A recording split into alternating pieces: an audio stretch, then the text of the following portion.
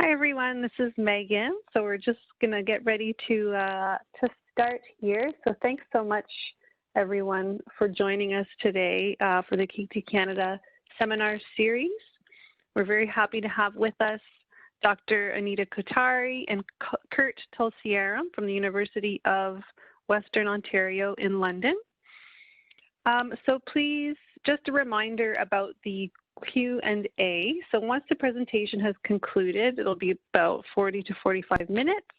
If you have a question, please use the chat box to ask your question. If you send it to everyone, then everyone will be able to see it. And if you send it to the KT moderator only, then just I will see it and I will read it out to the presenters. Either way, I will read it out to the presenters, whether it's to everyone or just KT moderator. Everyone has been automatically muted. And here we go with the bios. So Kurt Tulsieram is a PhD candidate in health and aging with a focus on knowledge translation under the joint supervision of Dr. Anita Kothari and Dr. Jacob Shelley.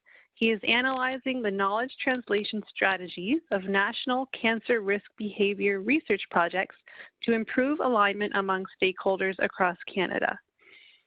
He previously completed a Master of Science in Health Studies in Gerontology at the School of Public Health and Health Systems at the University of Waterloo, where his thesis explored the comprehensibility of provincial HPV health information for the lay population.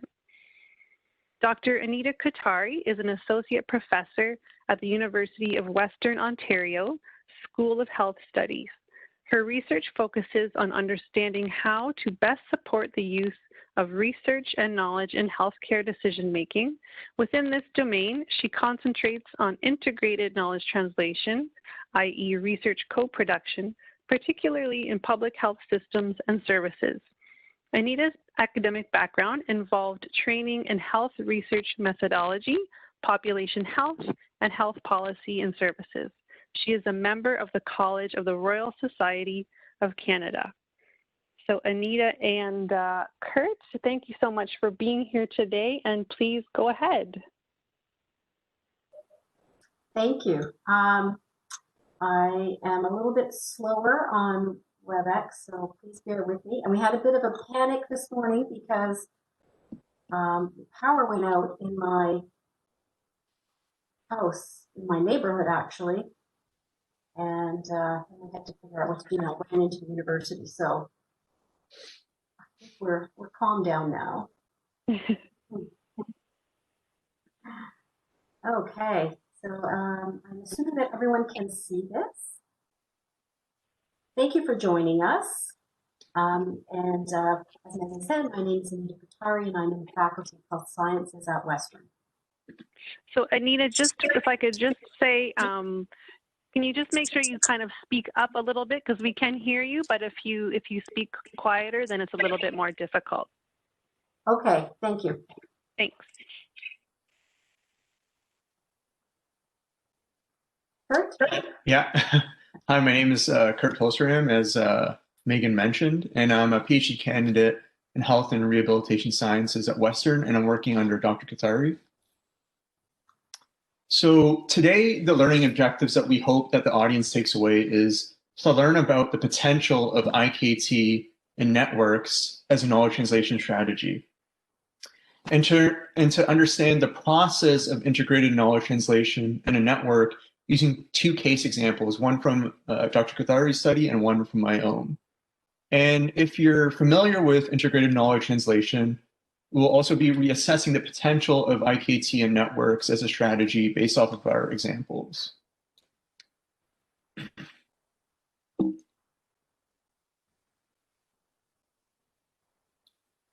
So integrated knowledge translation is a method of research co-production. And it's met by one hallmark, which is you have multiple stakeholders collaborating from the beginning of the research project and throughout. So you would have people like policymakers, the research team, of course, clinicians, advocates, public health officials, and sometimes end users like the patient population or the public.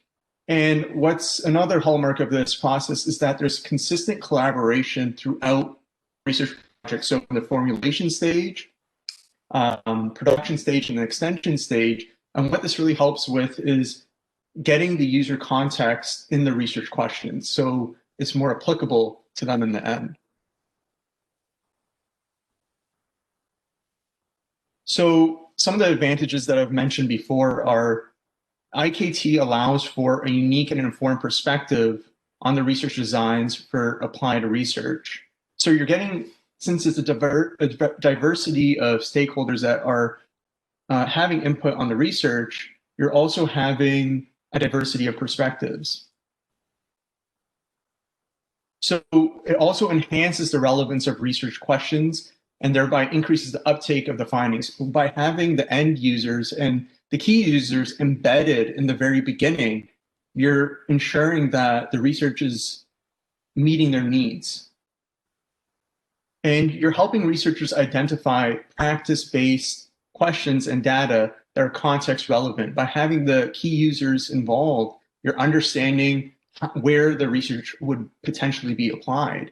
And having that understanding helps you develop better questions, more applicable questions. And it increases the trust and meaning in the research process and mutual understanding of environments. And it helps knowledge users understand the research findings and develop new skills. It really helps with capacity building amongst everyone who's part of these different organizations.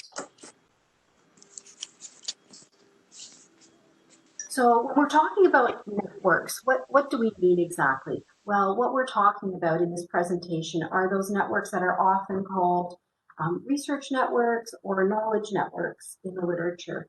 We're not really focused on those networks that tend to be about team science or clinical practice networks. The networks that we're focusing on really concentrate on research, and they concentrate on dissemination, which might involve advocacy and policy. And the types of things that the members of these networks do is that they come together to write a larger grant, or maybe the network offers funding for seed grants, and individuals will come together. They could have many kinds of meetings or interactive events where researchers and non-researchers come together to share their knowledge.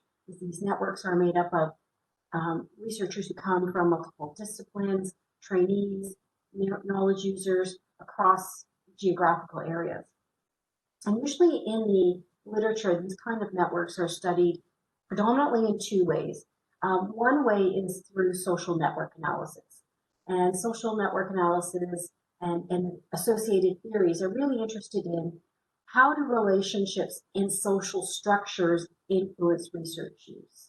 So for example, you might study the way in which a knowledge broker has influenced relationships with other people in a network to influence the uptake of research.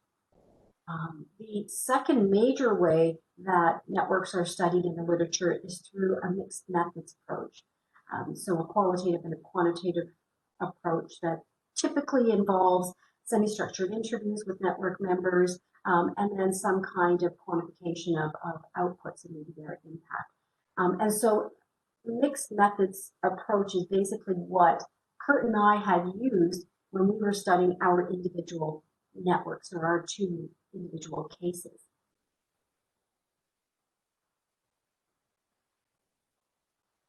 Kurt?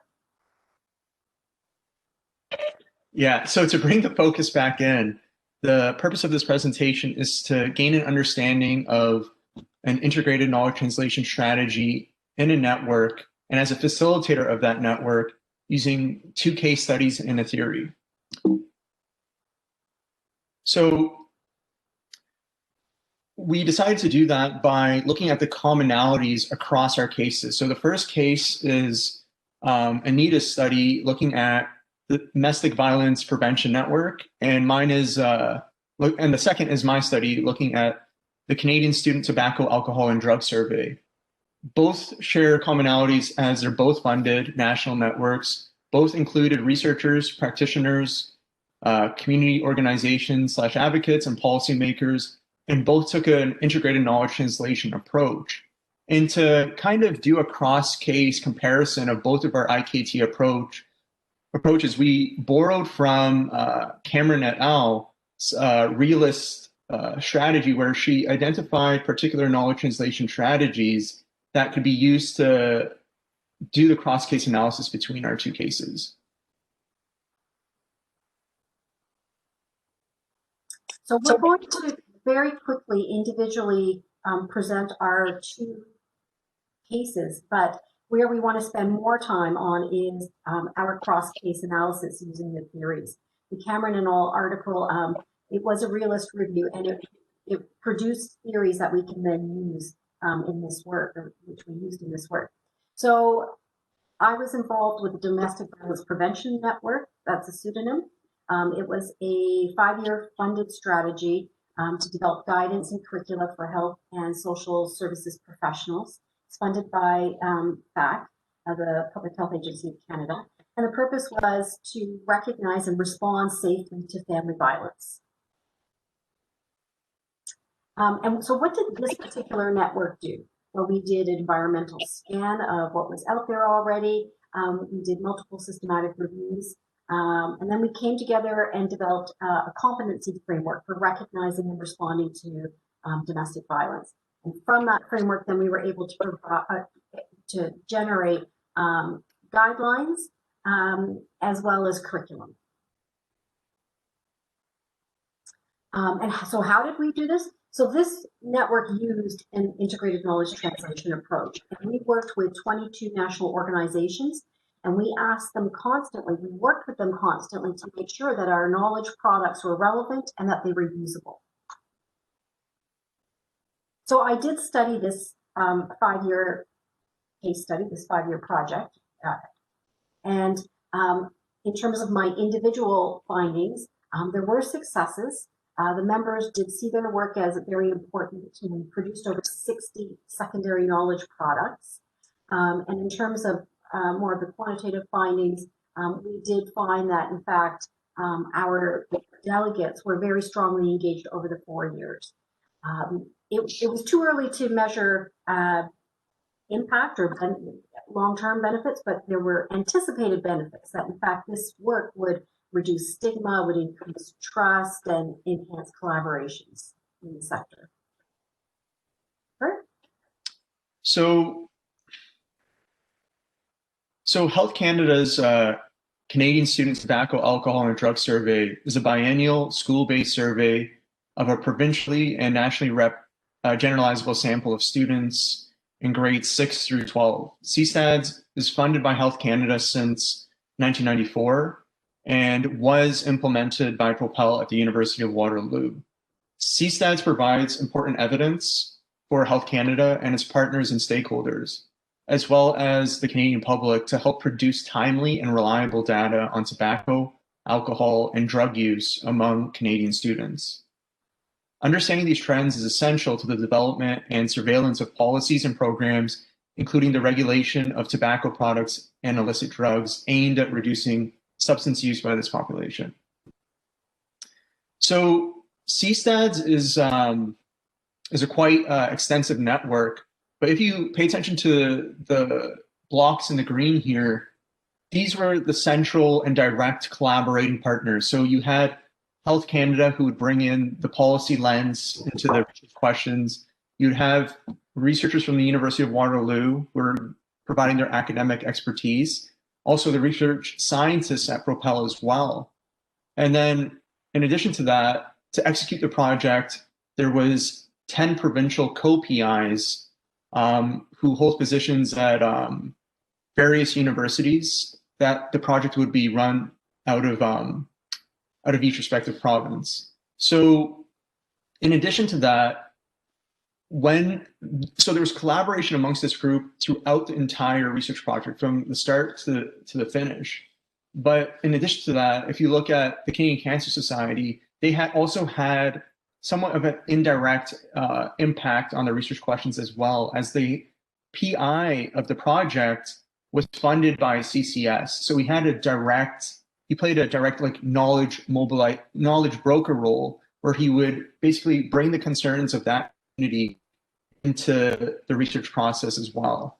And if you look at the network all on the right-hand side, each of the provincial co-PIs had networks to provincial advocacy organizations, public health agencies, and some people within their provincial government, and they would bring that input from their network and drive it through towards the collaboration between the green squares that you see here. So looking at my preliminary results, we kind of evaluated this IKT strategy that they had, and over the 20-year course that this project has been running, we found that there's certain strategies that they were doing well here, as you could see in their this facilitator list.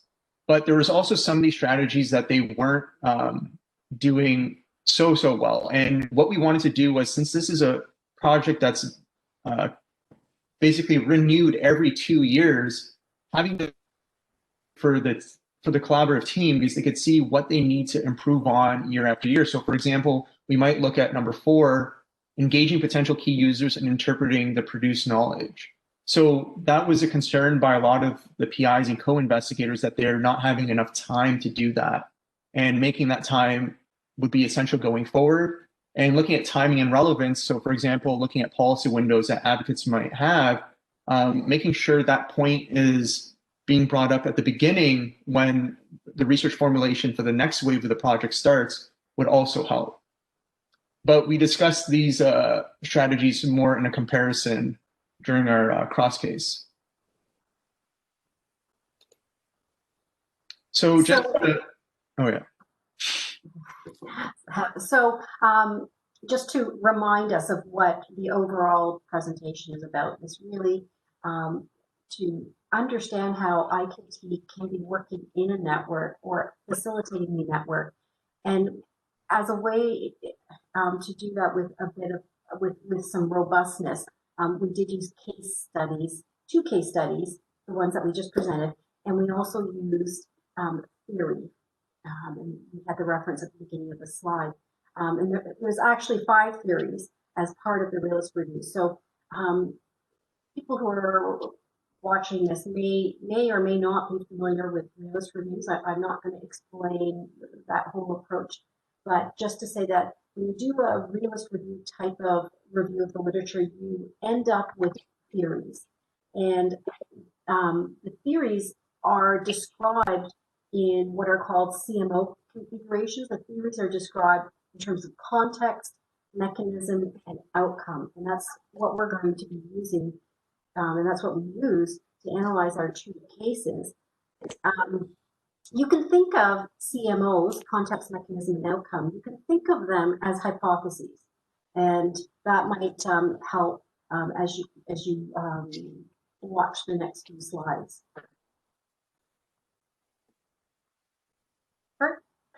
So the first theory basically goes into when there are multiple target audiences identified as the context, in order to ensure that there's key tailored messages for the key users, collaboration needs to be the mechanism for that outcome. And both of our cases had a diverse group of target audience, such as policymakers, researchers, public health agency officials, advocates, and clinicians. And what our collaborative approach was the integrated knowledge translation approach, where there was consistent collaboration throughout the research project, and we had input throughout the various stages from the key users. But there were a few challenges. If you can click it one more time.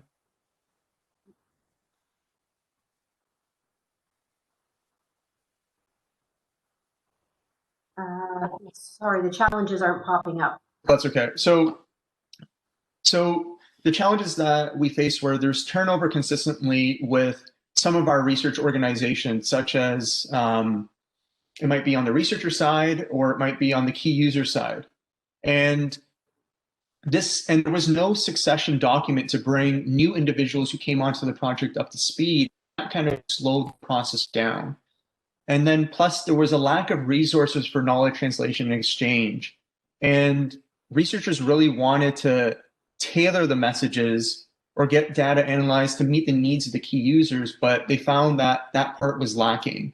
But in general, if you look at the blue quote, people generally had a great experience with this IKT approach across both of our cases. So in terms of theory two, what theory two is suggesting is that when there are diverse populations, and by that they mean diverse service users, then what happens is in that kind of a context, there's a triggering of multiple responses or a range of knowledge translation activities by the network, such as maybe educational seminars or interactive meetings. And when this happens, right, in that context with a range of service users that triggers that particular mechanism, then you end up having what the authors of the theory call flexible evidence use. Research that is accessible and more likely to influence users. So this particular quote, I think, really illustrates that this kind of mechanism really well. The resources are available in formats that have been designed to meet people where they are and meet different learning styles in a practical way. So there's the handbook that people can refer to easily. There are documents people can print off easily. So my expectation is that these resources can be easily applied in a range of settings for people in practice. So generally, we did find this particular theory holding out in terms of the outcome of flexible evidence use. I found it quite strongly in my case, and then when we looked at Kurt's case, it was less dominant, and in fact, that flexible evidence use was only it only surfaced when a particular user reached out, or if the PI championed a way that evidence could be used.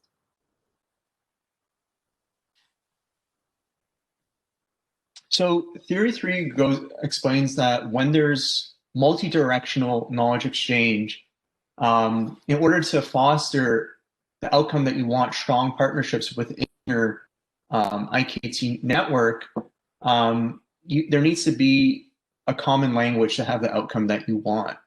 And for both of our cases, knowledge exchange was multi-directional between the collaborators on the project. And we also had, as I mentioned many times, the users embedded at the very start.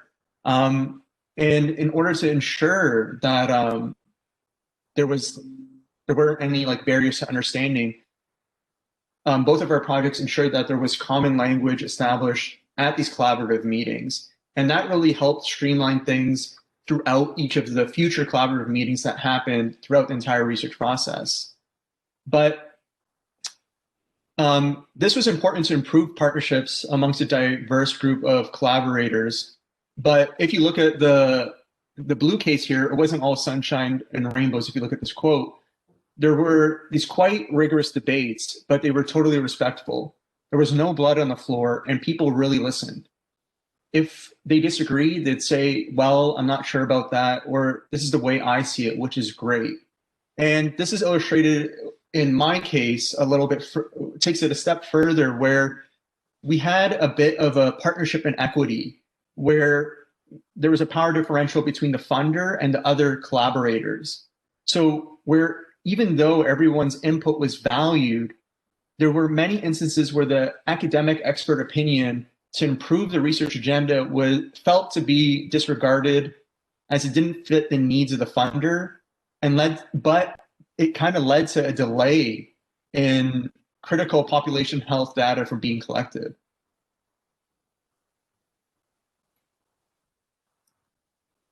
So theory 4, so this is our second last theory. This particular theory is about capacity building as an outcome. So skills or training or more knowledge. And what the authors of this particular, well, what the authors of this realist review said was that, or what they found through the literature is that when practitioner knowledge was valued in the network, so knowledge related to clinical knowledge, knowledge related to experiential knowledge, when that particular context was established, then the network took up and used a particular framework to carry out its work, and that resulted in capacity building. And so, again, we actually did find that this occurred in both of our cases, and let me illustrate this with the blue quote. Even if I think back to the June 2016 meeting, there wasn't even any evidence synthesized yet. So we did a workshop on trauma-informed care where we had case studies and they had to work through and report back. So we always found ways for them to engage with key content, even if it wasn't the final or and ultimate draft or product. They felt they were sharing the content. They understood what their role was. And so essentially what this is demonstrating is that the embedded framework that the network and both of our networks were committed to was an integrated knowledge translation network. And that happened, according to this theory, because there was value put on practitioner knowledge.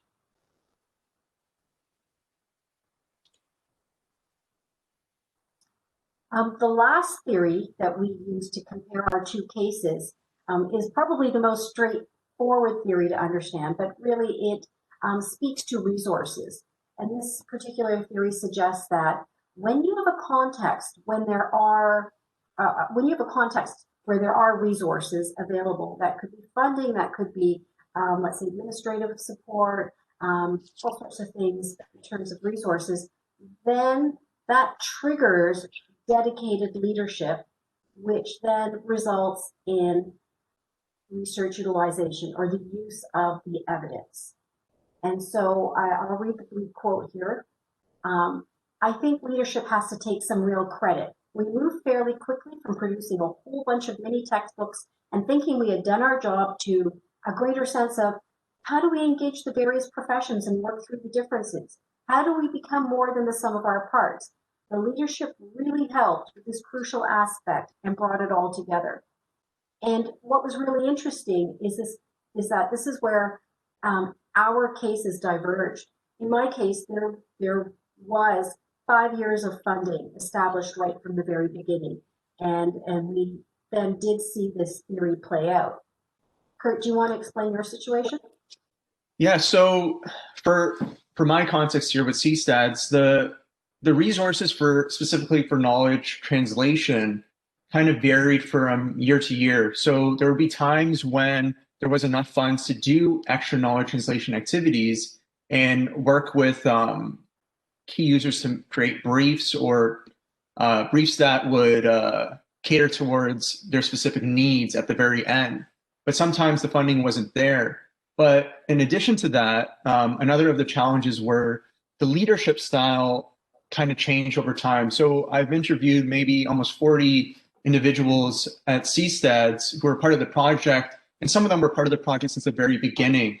And what they found was the director and the PI did a very good job towards the very beginning, where they really felt that they exuded servant leadership, where they really made sure to go to the ground, visit the co-PIs, visit their networks to really understand the needs of the key users, to really understand how can we give value to them. And then the same people I've interviewed also said that there was kind of a shift when new leadership came in. But I think as I review the project, it also had to do with funding as well. So it's not just the leadership style where the knowledge translation and exchange practices kind of dwindled a bit, but it had to do with, as well with people also felt there wasn't a maintaining of the networks that they had much more at the beginning when the leadership was more about servant leadership, while a lot of the people described this form of leadership as a little bit more insular, and they felt like they weren't being brought in as much to collaborate, whether it's on papers or to give their input. And this could really strain the network. But what we found was, in terms of research utilization, because strong networks were established at the very beginning, a lot of value was given throughout CSTAD's tenure. A lot of people knew about the project, still reached out to get information to inform their policy and programs. So the project is still a success.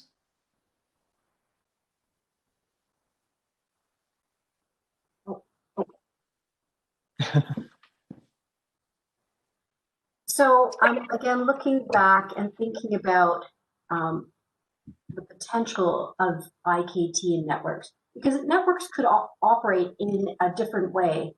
Networks could operate through a website as information sharing, for example. That there does not have to be integrated knowledge translation within the network. And maybe you're involved in a network that is much more passive or one way in terms of information sharing or its activities. But one of the things that, well, there are a couple of things that, and I think Kurt might have mentioned some of them earlier, but in terms of thinking about our two cases, and as we worked through the theories, we realized that one of the issues with IKT, which involves a lot of interaction, one of the issues with IKT in networks is that turnover can be an issue.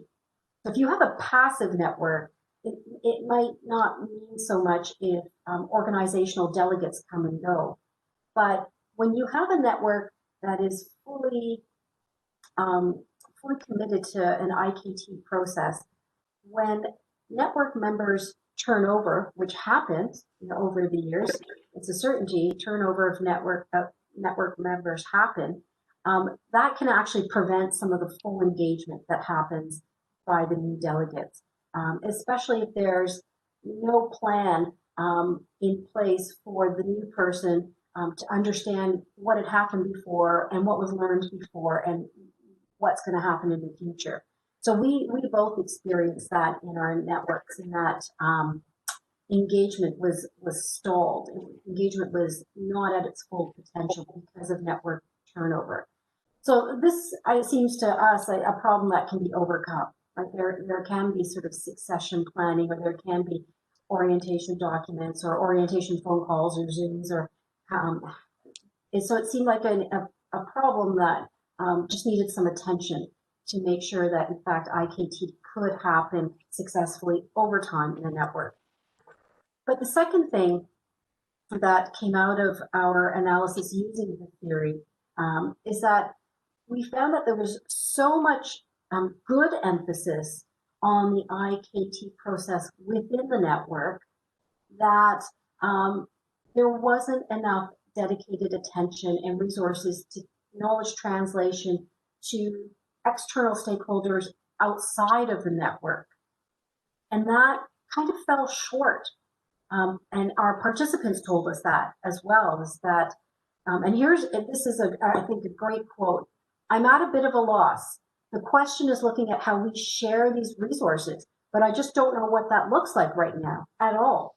So there's this expectation that all the members of the network are kind of going to be doing all this knowledge translation to external stakeholders, but we just found that there wasn't enough support behind that because resources were dedicated to the internal network IKT process, as opposed to additional resources to help the network members,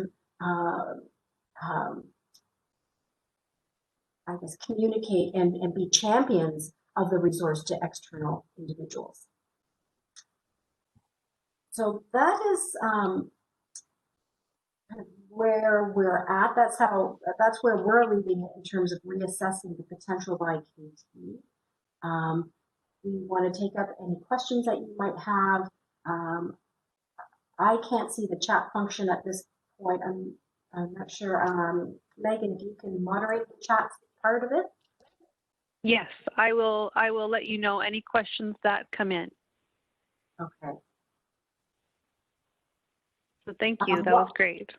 All right. And while you gather your thoughts, I just want to do a little plug. This is a network, and it comes from some other research related to public health communication around risk and COVID. But we've been getting a lot of inquiries from third sector organizations who are needing some immediate help with speaking to their constituents and their vulnerable populations. And so if you're in that situation, feel free to join us. And this is something completely different while you're thinking about your questions related to our presentation. Excellent. Thank you. And if anyone on a side note, but somewhat related, wants to send me any virtual conference do's and don'ts, I've been trying to gather information preparing for our events, the KT Canada events next year, because the virtual format presents some challenges. So if anyone's seen anything that's been really great or terrible, then I would love to hear it.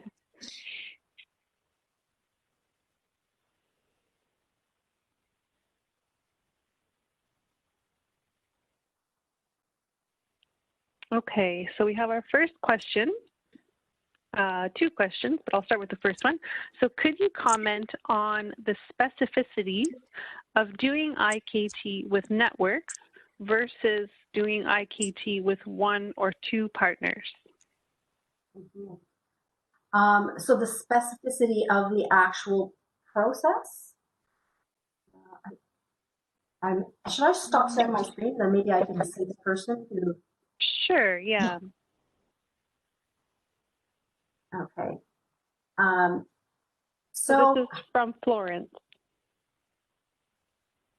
Okay. There are a lot of people here. I don't know, Florence, if you want to come on, you're able to, but so I'll provide my response, and then Kurt might want to jump in there. But I think you've hit the nail on the head in terms of specificity. So in terms of specificity, if you're working with a very targeted partner, in my experience, you may have much more of a specific, you might have a much more of a precise kind of interaction, and maybe more negotiation. It's a different, it really is like a different kind of interaction, isn't it? Compared to a network where you have a diversity of perspectives that you're dealing with. And in fact, like a focus group, as individuals are sharing their perspectives and their ideas, they're going to be building off each other, right? So it's almost like the difference between going to a dinner party with just one other person or going to a cocktail party where there are a lot of ideas that are circulating. And so I think you're right, the specificity may be sharper with just the dinner party, just the one project partner, but the energy, the range of ideas that are discussed, I think, are just much richer with the network. It's much more to manage, it's much more expensive, but again, thinking about that analogy of the dinner party versus the cocktail party, right? So slightly different, but I guess it also depends on what your purpose is. Thank you. Sorry. So the next one from Ginny says, did you find the extent of engagement with these key stakeholders varied across the two projects? Kurt, do you want to start with that one? Yeah, sure. I mean, both of us, I mean, I guess some of the context differs, but I would say from what I've observed with my project at least, engagement was really dependent on what stage of the research process they were at. So in the formulation stage, there's a lot being done, but towards the production stage, it really dwindled, right? Because I think as the researchers got into the meat of producing the actual executing the survey, actually getting the research done, I think maintaining those relationships kind of dwindled, for my case at least, where the meetings weren't as consistent. And sometimes that also kind of impacts your networks. If there's something being done like sending out email briefs regularly with key members in the network who you're not seeing as regularly, that can help maintain that as well. But I think that was one thing. I think engagement was really front heavy for my project and kind of towards the end dwindled. And I think Anita kind of felt the same way, especially for the knowledge extension phase of her project. Yeah, I would agree. I would agree that depending on the stage of research and depending on the activity as well, because in some respects it does take time to go from the evidence summary to developing some kind of knowledge product. So for example, we had interactive games related to preventing domestic violence for different practitioners to use. And we asked our 22 organizations to come together, and we had different computers set up, and we had them work through the games and kind of talk to us as they were working through the games to tell us, how to make it better. But then when we went to go make it better, that takes a long time, right? To go in there and to be working with the computer programmer and all that kind of stuff. So the time in between, I think, is the challenge. And trying to keep up that energy and trying to keep up that excitement, that part is the challenge. Thank you. So our next question is from Christine, and she asked, thank you for a great presentation. And if you were doing this kind of cross-case mixed methods analysis again, are there any ways you'd approach data collection differently, prospectively within each case?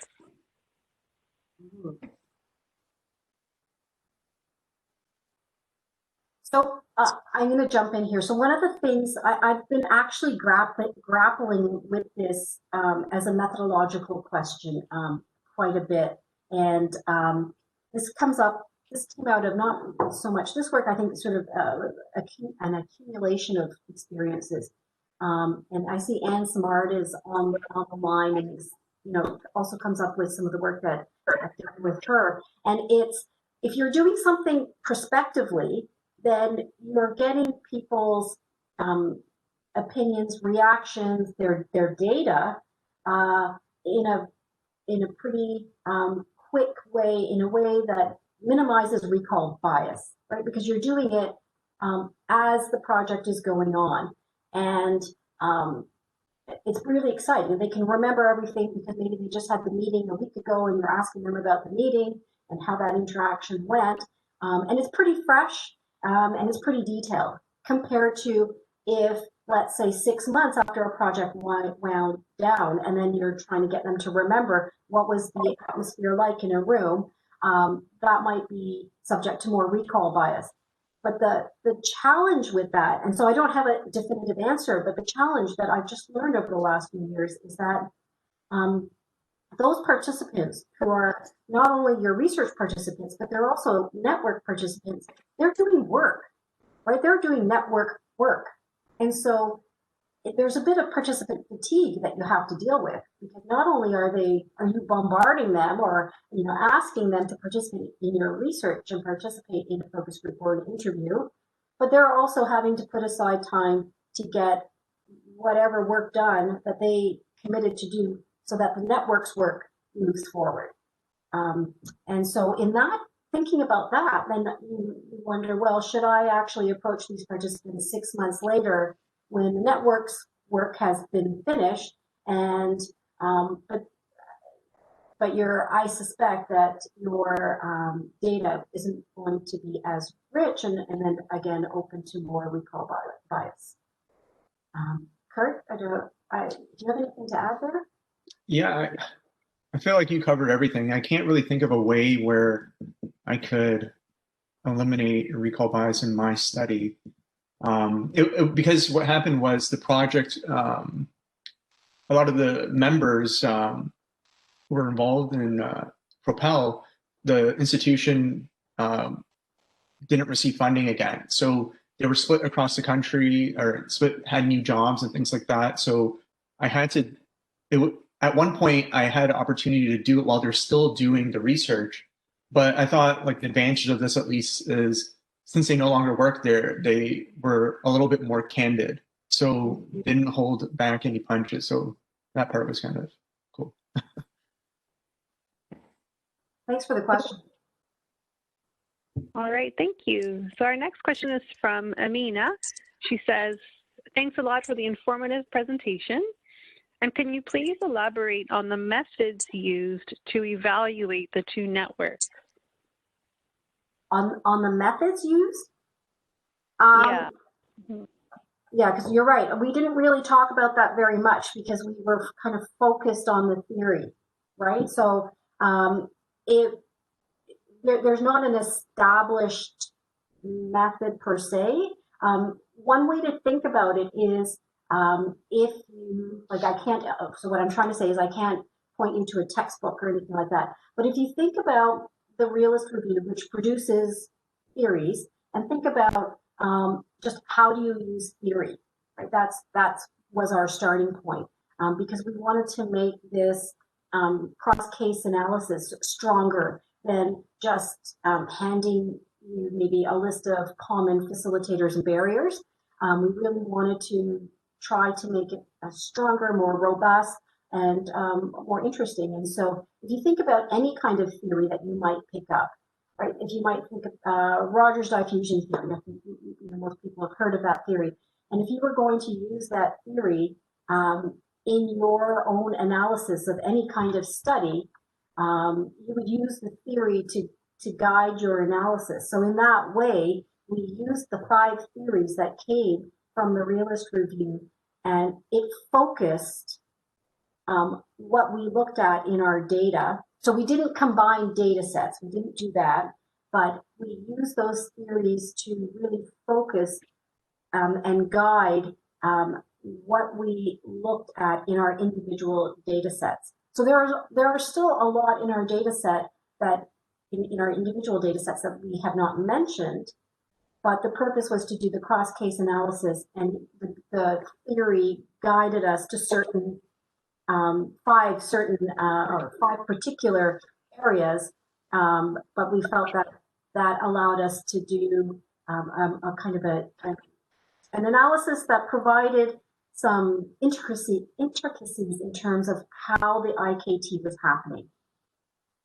So I hope that helps.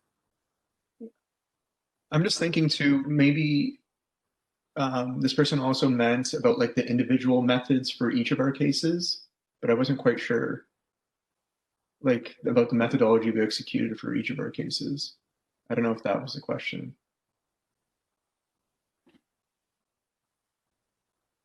I'm just keeping an eye to see if she wants to add to that. Oh, that's okay then. Okay. Okay, so we have another question from Ryan. And he says, hi everyone, wondering how to best deal with dissenting opinion during your engagement of various stakeholders when the baseline does indeed have blood on the floor. In some acute surgical settings, there are particularly acrimonious and challenging perspectives that may not be conducive to 1 or 2 focus groups generating an outcome of a single unified direction forward. How to get from that to something a little more supportive and engaging? Mm-hmm. Wow, really good question. So Kurt, why don't I go first and then I'll turn it over to you, because I think though that particular issue played out slightly differently. So in my case, we had practitioners who maybe had never worked together before, right? So we had let's say social workers and midwives and psychiatrists and different views of how of what practice should even look like. So I think there were a couple of things. I think there was a lot of soft touch, or a lot of maybe individual phone calls from the PIs to maybe other individuals in the network to make sure that they were heard, and to try to, even before the meeting, maybe understand their point of view before the meeting, and to try to kind of incorporate that. But at the actual meeting, when you can't do any of that planning, I think there's a lot of it was like having very, very skilled co-chairs. And so the PIs did not chair each of those meetings that we had with the 22 organizational delegates. And we had those twice a year. And the PIs did not chair those. They actually asked, they assigned, or they found two chairs who I think were respected practitioners, and these chairs were amazing. Like, they had a lot of experience dealing with squabbling practitioners, and they were able to kind of diffuse certain situations. So there was, I would think that one of the strategies was definitely distancing the PIs from some of the other network members. Kurt? I'm thinking what you could also do as well is to kind of bring in, like, what is the common goal amongst everyone there, right? Because when you have, let's say, everyone has really differing perspectives, and you're not having really a reiteration of, we're coming together to tackle this shared problem, and what can be done where we could come together to share, to, even though our perspectives might differ, what can we do to tackle that problem together? And I think that might ease the tensions a little bit, rather than maybe someone with like a really strong perspective getting to like steamroll the whole conversation. And just to remind everyone that we're on the same side here, trying to tackle the same goal. But others may have other strategies that they may want to share here. Sure. If anyone else wants to contribute to that, please feel free to. Or if anyone has any additional questions, please feel free to send those as well. We have a few more minutes. Thanks to you both. That was just thanks for answering the question, and great presentation. Thank you. Thank you.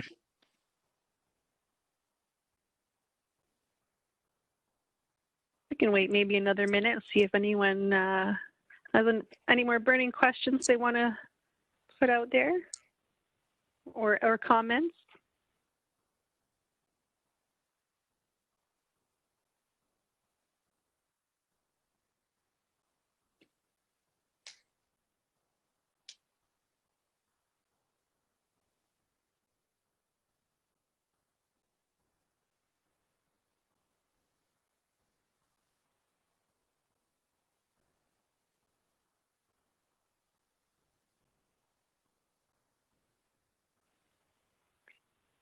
Okay, so we had another question come up from Christine. Thank you. Are there IKT network theories that you're most interested to explore in future work? IKT network theories. There aren't a lot of theories or frameworks out there because, I mean, we didn't do an exhaustive search, but before Kurt and I did our analysis, we thought about, well, how are we going to do this? And we definitely wanted to use a framework or a theory, and we didn't really find anything else. Like, we didn't find anything that was a specific IKT network theory. I can't think of any other one that we assessed. Kurt, was there anything that comes to mind? I don't think so. No, I can't really think of anything other than the ones that we mentioned in the presentation. Thanks. And we have a question from Leah. Thank you for the great presentation. Has the cross-case analysis been published yet? Would love to read about it in detail. No, not yet, I'm afraid. You'll have to wait. I'd be happy to share it with the group when it's ready. Okay. So anyone, any further questions you'd like to throw out there?